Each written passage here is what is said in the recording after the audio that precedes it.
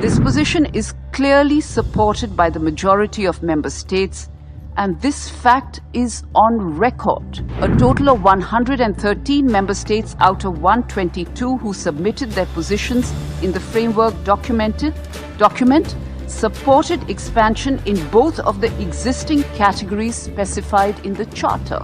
India is in favor of expansion of the United Nations Security Council membership. या मतलब देखिए ना वो स्टेप बाय स्टेप वो they are getting close to the permanent membership in UN Security Council, और वो अगर ऐसा कर लेता है तो फिर पाकिस्तान के लिए मसले बहुत मुश्किल नहीं हो जाएगा। मेरे ख्याल में इतना करूंगा कि अगर अब वो आज नहीं बनी दुनिया की सबसे बड़ी आबादी, वो पहले से ही है, तो फिर पहले क्यों नहीं था सिक्योरिटी काउंसिल का परमानेंट मेंबर बन गए? सर इंडिया की लॉबिंग बड़ी स्ट्रांग है। आप देखें, आप यूएस में जाएं, वहाँ पे जो लॉबिंग हो रही है इंडिया के हक में है। अब इंडिया आप देख लें 2030-35 तक शायद one of the biggest power in the world हो जाएगा।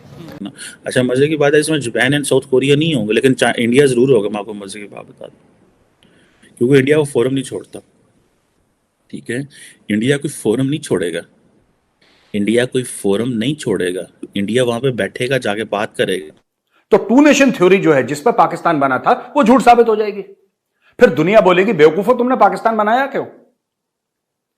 तुमने तो बोला था साथ में रह ही नहीं सकते, साथ में रह ही नहीं सकते, इसलिए तो तुमने या मतलब देखिए ना वो स्टेप बाय स्टेप वो they are getting close to the permanent membership in UN Security Council, और वो अगर ऐसा कर लेता है तो फिर पाकिस्तान के लिए मसले बहुत मुश्किल नहीं हो जाएगा। मेरे ख्याल में इतना मुश्किल होता है। FATF का चीफ भी वहां से बन गया, इंडियन ओरिजिन है वो जो बने हैं, वो FATF, मतलब ऐसी बड़ी बड़ी पोस्टों पे सारे इंडियंस हैं। आखिर कोई तो बात है इंडियंस में। देखें जी, वो उन्होंने जो है वो अपना हार्डवर्क किया है, और आप देखें अगर अभी पहले उनका चीफ नहीं भी था तो जो उनका एशिया पैसिफिक ग्रुप है उसको तो इंडियंस ही हेड कर रहे थे, और इसीलिए पाकिस्तान के लिए बहुत ज़्यादा मसले बने हैं, क्योंकि वो इंडियंस हेड कर रहे थे और वो पाकिस्तान के लिए खास दावत रखते थे। और जिसकी वजह से देखें ना, उन्होंने अपनी फॉरेन पॉलिसी को इस तरह प्लान किया कि आपकी जो इंटरनेशनल इस्टेब्लिशमेंट है उसमें उन्होंने अपने बंदे डाले हुए हैं। ये देखें उसकी इंडिया क्यों नहीं डरता इन चीज़ों से? इंडिया को भी पाबंदी लगाई गई थी, रोका गया था कि आप रशिया के साथ ट्रेड ना करें, फिर भी उसने खाम ऑयल किया और बहुत ज़्यादा लिया। देखिए मसला ये नहीं है कि इंडिया, देखिए ना, इंडिया में इतना इन्फ्लुएंस नहीं है यूएसए का, ना ही उधर इतना इन्फ्लुएंस रशिया का। उन्होंने खुद को इम्पार्शियल रखे, उन्होंने खुद को इंडिपेंडेंट रखा है। हमने तो अपनी जो है पार्शियलिटी में इस कदर आगे चले गए हैं कि अब हम इंडिपेंडेंट ही नहीं है। आखिर इसकी वजह क्या है? पाकिस्तान ऐसी पॉलिसीज क्यों नहीं बना पा रहा? इंडिया से ही हम कोई सीख लें। इंडिया को छोड़ दें, इंडिया का नाम लेते हैं तो हमारे देखने वालों को भी गुस्सा आता है, या बहुत से लोगों को गुस्सा आता है कि इंडिया की एग्जांपल क्यों दे रहा है। दूसरी मुल्कों की पॉलिसीज को देख लें, हम क्यों नहीं ऐसी इंडिपेंडेंट पॉलिसी बना पाते? जी आप बिल्कुल सही कह रहे हैं। इंडिया क्योंकि एग्जाम्पल है हमारे सामने, तो इंडिया को हम कहते हैं कि अच्छी चीज अगर आपके दुश्मन में भी है तो उससे भी सीख लें।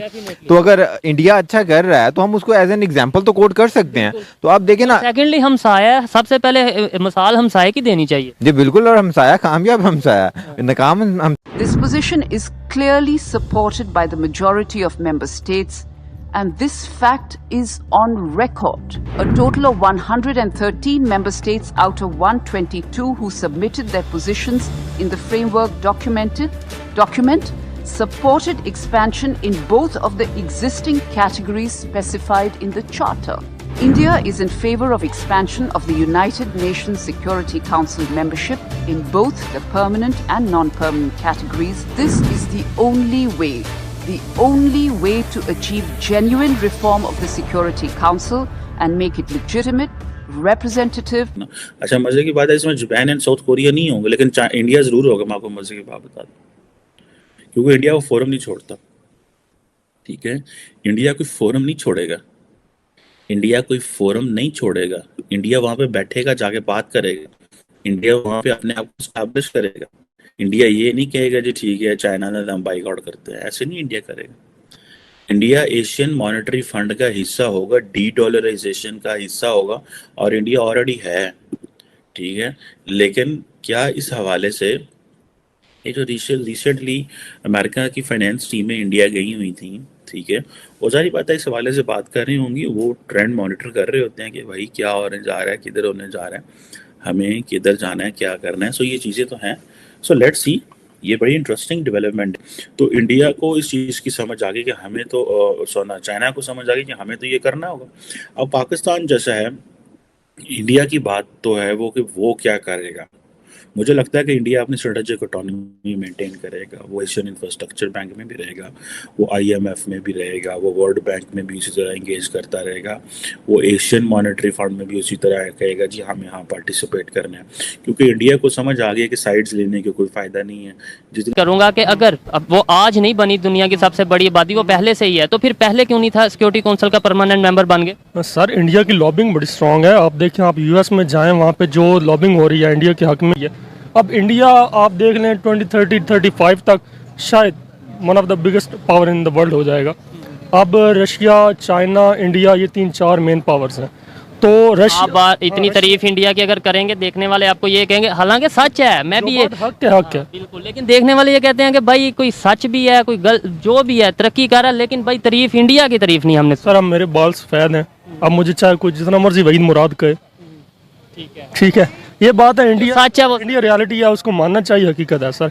उनकी कंज्यूमर मार्केट बहुत बड़ी है। बहुत बढ़िया। मुझे लास्ट में ये बता दें, पाकिस्तान क्यों दिन ब दिन पीछे जाता जा रहा है? पाकिस्तान के साथ कोई इस तरीके से क्यों नहीं स्टैंड करता? रशिया, चाइना की बात करते हैं, चाइना को भी जहां तो टू नेशन थ्योरी जो है जिस पर पाकिस्तान बना था वो झूठ साबित हो जाएगी। फिर दुनिया बोलेगी बेवकूफो तुमने पाकिस्तान बनाया क्यों? तुमने तो बोला था साथ में रह ही नहीं सकते, साथ में रह ही नहीं सकते, इसलिए तो तुमने पाकिस्तान बनाया। तो पाकिस्तान की एक मजबूरी है, अपने आप को, अपना वजूद, अपना एग्जिस्टेंस जस्टिफाई करने के लिए पाकिस्तान को यह बोलना जरूरी है, इसलिए पाकिस्तान ये करता रहता है। ये खुजली पाकिस्तान को होती रहती है, होती रहे। उन्होंने बोला हम कंडेम करते हैं, हमने बोला हम कंडेम करते हैं, आगे बढ़ो अगले न्यूज आइटम पे। ये खत्म हो गया, जाओ ऐश करो। और हिंदुस्तान का मुसलमान इतना सक्षम है कि अगर उसके हक कोई छीनता है तो हिंदुस्तान के संविधान के दायरे में वो लड़ेगा और लड़के जीत भी जाएगा। अगर उसको और ऐसे ही तमाम जानकारियों के लिए हमारे वीडियो को लाइक करें, सब्सक्राइब करें और बेल आइकन को दबाना ना भूलें।